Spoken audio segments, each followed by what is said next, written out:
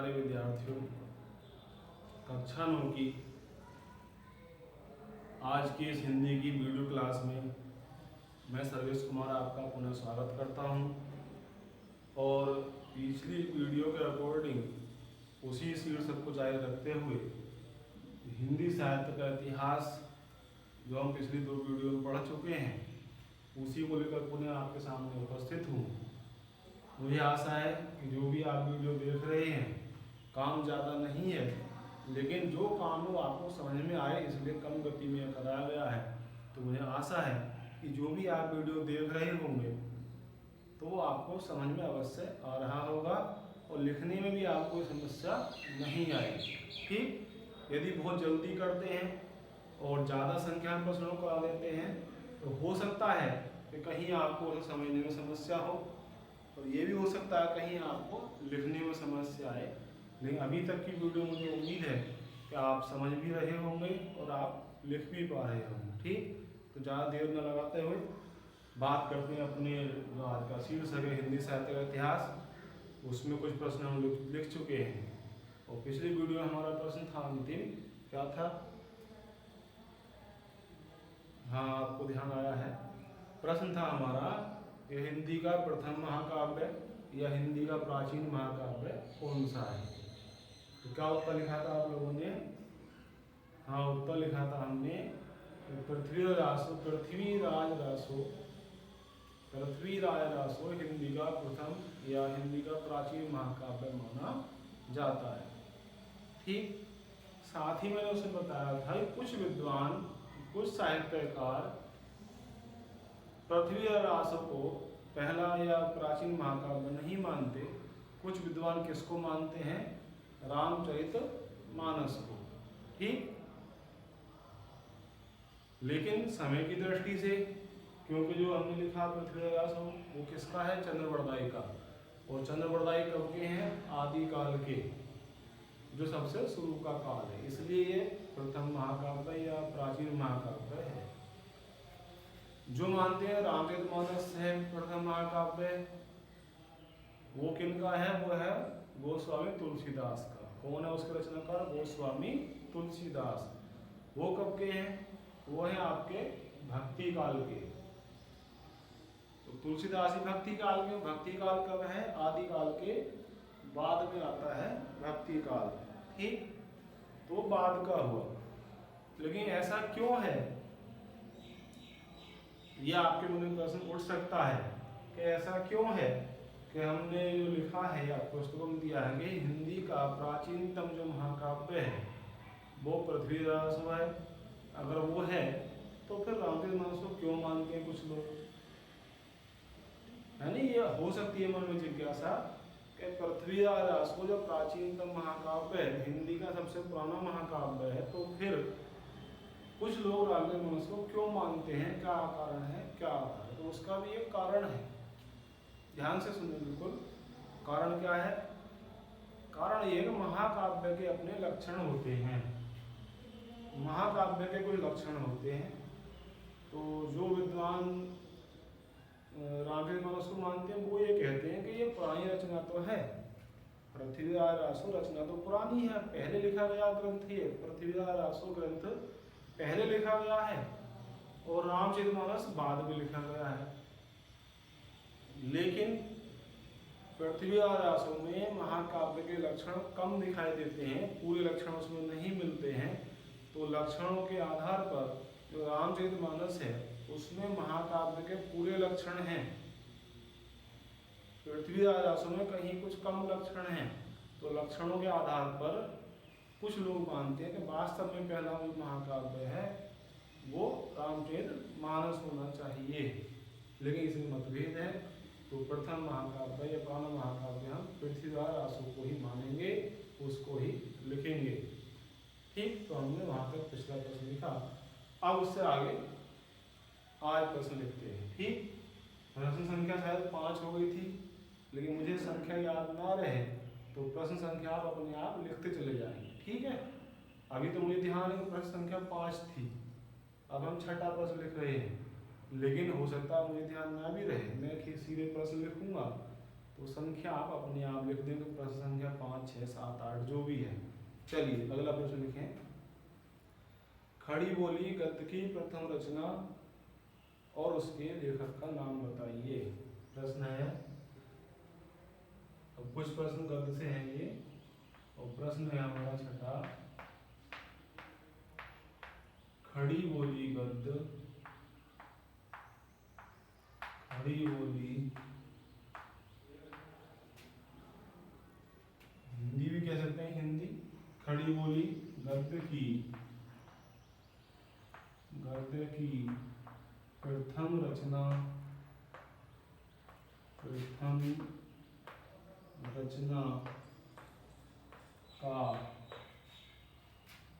नाम बताइए।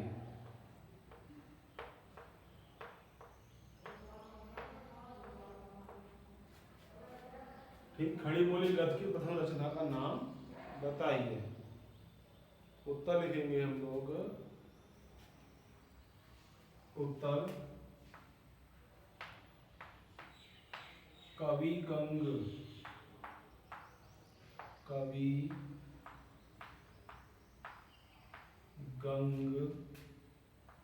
द्वारा लिखित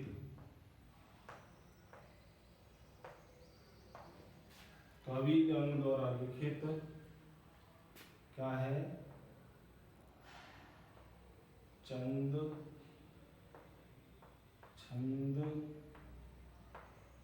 वर्णन,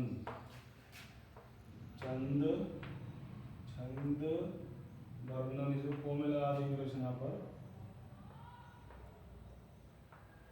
क्या रचना है, छंद वर्णन, बीच में डैश लगा हुआ है शब्दों में। तो कवि गंग द्वारा लिखित छंद वर्णन, बल्कि है या शब्द भी वर्णन की महिमा,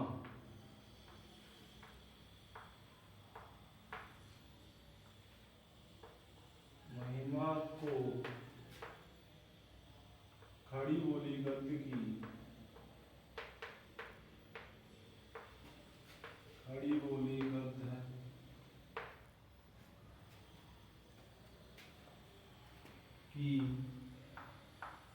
प्रथम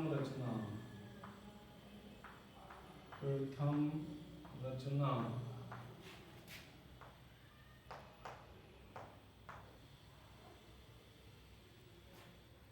मानी, गद्य को प्रथम रचना माना जाता है। खड़ी बोली गद्य की प्रथम रचना माना जाता है। ठीक, प्रश्न और उत्तर दोनों देख लें। प्रश्न हमारा है, खड़ी बोली गद्य की प्रथम रचना का नाम बताइए। उत्तर हमने लिखा है, कवि गंग द्वारा लिखित छंद वर्णन की महिमा। रचना का नाम क्या है, छंद वर्णन की महिमा को खड़ी बोली गद्य की प्रथम रचना माना जाता है। तो किसको माना जाता है, छंद वर्णन की महिमा को खड़ी बोली गद्य की प्रथम रचना माना जाता है। और किसके द्वारा लिखी गई है, कवि गंग के द्वारा। ठीक, इस प्रश्न के साथ एक बात और आप ध्यान रखें,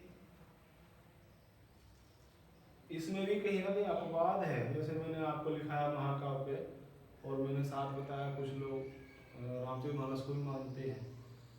यहाँ भी क्या है, प्रथम रचना ये पाठ्य पुस्तक में हमारे उल्लेख है कि छंद वर्णन की महिमा, ये प्रथम रचना है खड़ी बोली गद्य की। लेकिन यहाँ भी क्या है, कुछ विद्वान ऐसा मानते हैं, जटमल नाम से कवि हुए हैं। किस नाम से, जटमल नाम से कवि हुए हैं, और उनकी रचना है गोरा बादल की कथा। क्या रचना है, गोरा बादल की कथा। लिखना नहीं है लेकिन आप समझ लेंगे, कवि क्या है, जटमल नाम से कवि हुए हैं, जटमल। और रचना मैंने क्या नाम बताएंगे, गोरा बादल की कथा।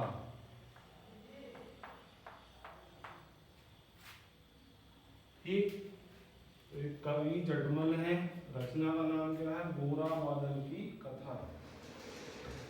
ये मैंने क्यों लिखा है? क्योंकि कुछ लोग इसे मानते हैं प्रथम रचना, जटमल द्वारा लिखित जो गोरा बादल की कथा है, कुछ विद्वान इसको भी प्रथम रचना मानते हैं। लेकिन जो हमारी पाठ्य पुस्तक है हिंदी की कक्षा 9 और 10 की, उसमें उल्लेख इसी का है, चंद छंद वर्णन की महिमा को माना गया है, तो हम इसी को लिखेंगे। लेकिन हमें ये जानकारी हो साथ में कि कुछ लोग इसको भी मानते हैं, ठीक। लेकिन ये हमें नोट नहीं करनी है, ये हमें लिखनी नहीं है। मैंने बता दिया है, कभी आप लिखें और कोई ये बोल दे कि इसको नहीं इसे मानते हैं, तो वो अपवाद है। पाठ्य पुस्तक के अनुसार जो हमारा इतिहास है उसमें इसी का उल्लेख है, चंद छंद वर्णन की महिमा का। चलिए, तो प्रथम रचना हुई। कुछ मैं प्रथम रचनाओं के प्रश्न यहाँ पर अब लेकर के चलता हूँ आगे आपको। प्रथम रचनाओं के 3, 4, 5 प्रश्न हैं, आप उन्हीं को एक बार लिख लेंगे तो आपको याद करने में आसानी रहेगी कि जो भी प्रथम रचनाएं साहित्य से हैं, लगभग कॉमन सी रचना 4-5 वो यहाँ पर आपको एक साथ मिल जाए। तो अगला प्रश्न हमारा है, हिंदी की प्रथम कहानी, हिंदी की प्रथम कहानी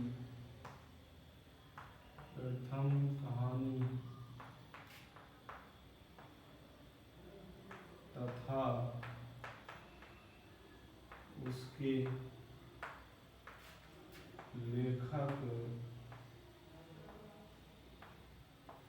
का नाम बताइए।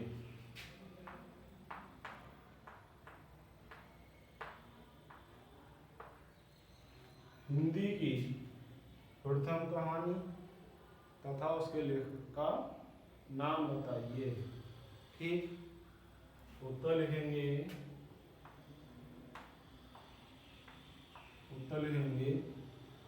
किशोरीलाल गोस्वामी द्वारा लिखित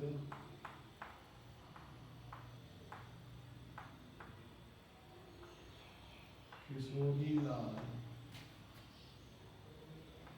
गोस्वामी, क्या नाम लिखा मैंने यहाँ का? किशोरीलाल गोस्वामी द्वारा लिखित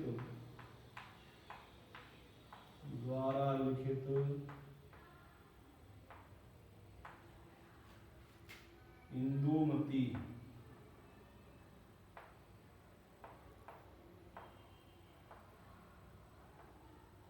क्या नाम रचना का? इंदुमती। कोमल राग में क्या है? इंदुमती हिंदी की प्रथम कहानी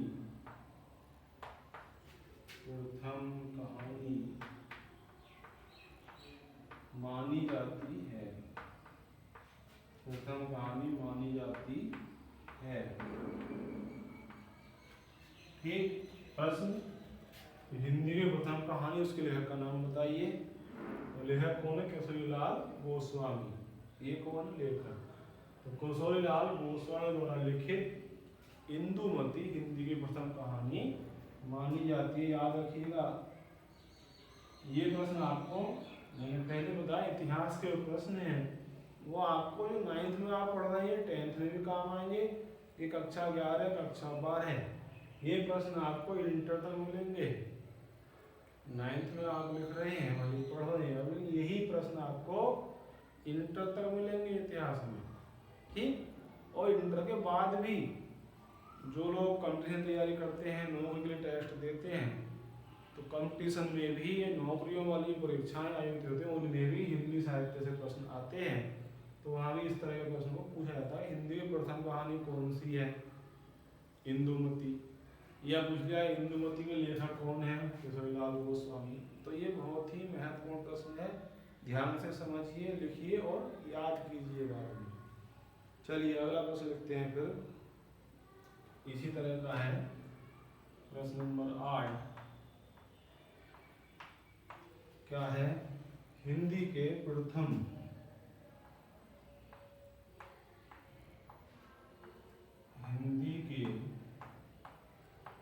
प्रथम मौलिक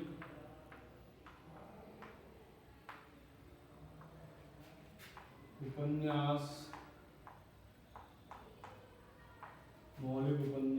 तथा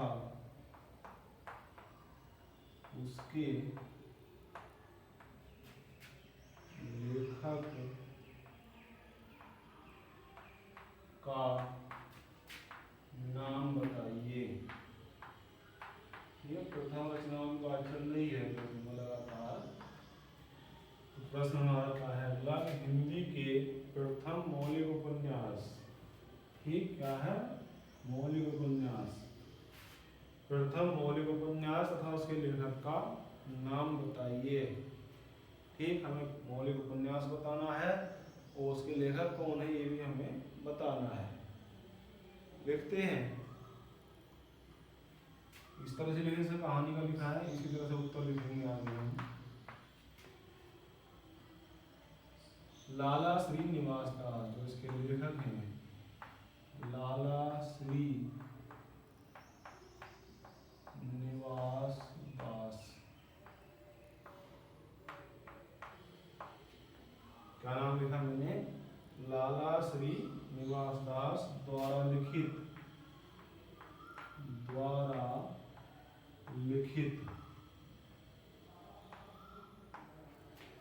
क्या है? परीक्षा गुरु। क्या नाम बताया मैंने? परीक्षा गुरु। कॉमा लगा देंगे इस पर आप। ठीक, लाला श्रीनिवास द्वारा लिखित क्या है? परीक्षा गुरु, हिंदी का प्रथम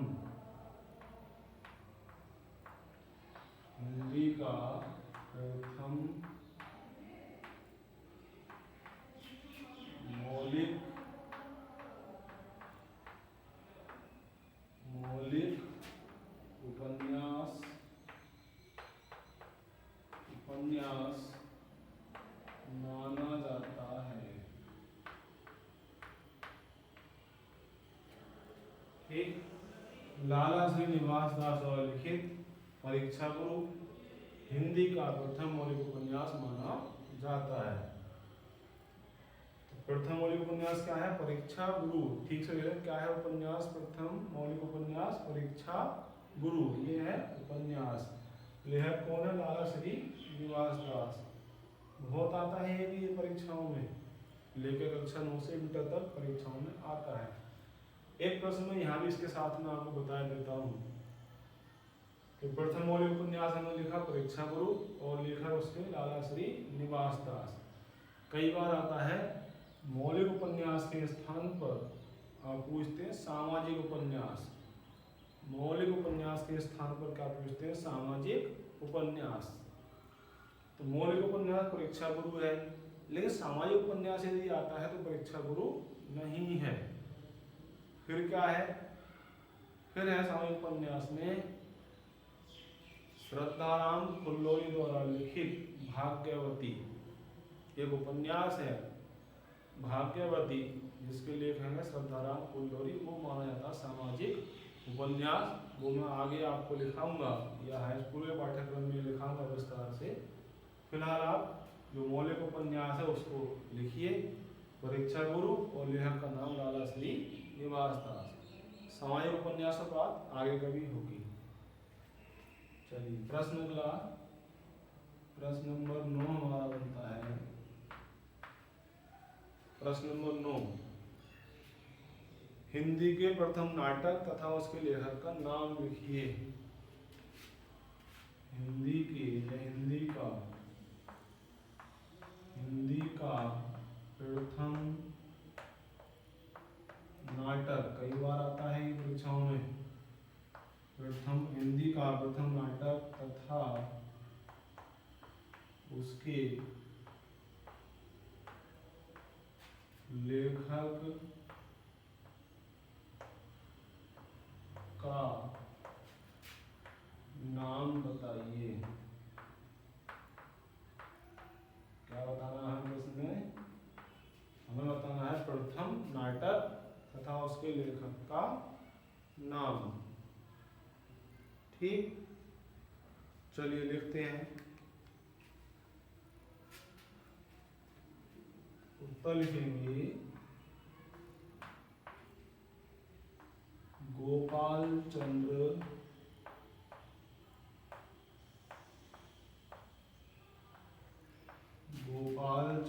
गिरधर दास।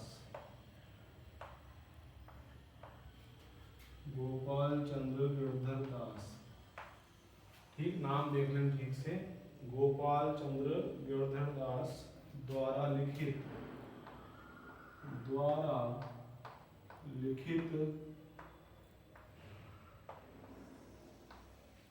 नहुस, क्या नाम है? नहुस, कौन लगा देंगे, नहुस हिंदी का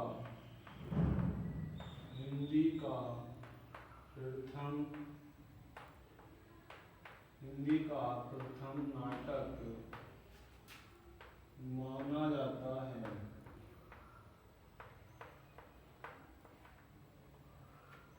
क्या है? गोपाल चंद्र गिरधर दास द्वारा लिखित नहुस, क्या है? नहुस हिंदी का प्रथम नाटक माना जाता है।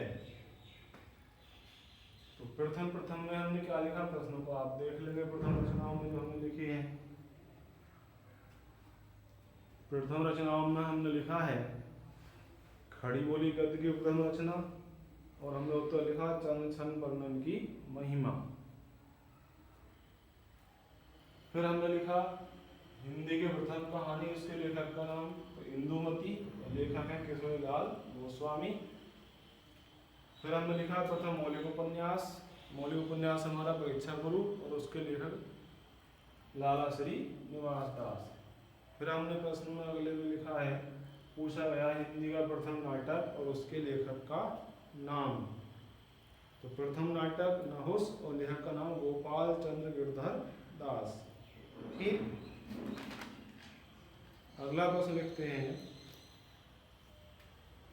अगर आपको यहाँ दिख जाए अभी एक लाइन और, तो एक प्रश्न वो लिखते हैं 10वां, हिंदी का प्रथम यात्रा वृत्तांत।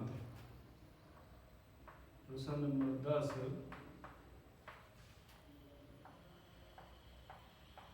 प्रश्न नंबर 10 हमारा हिंदी का प्रथम